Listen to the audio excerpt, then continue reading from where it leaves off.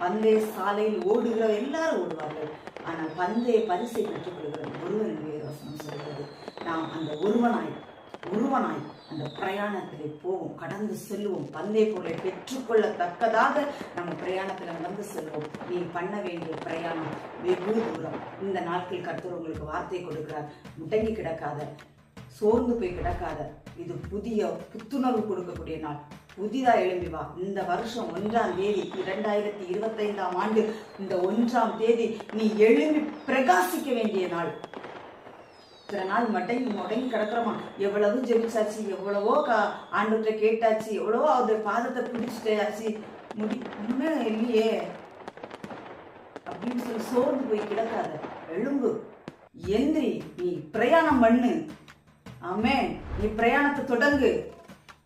மற்றதெல்லாம் கர்த்தர் பார்த்துக்குவாரு. நீ முடங்கி கிடக்கிறதை சாத்தான் தான்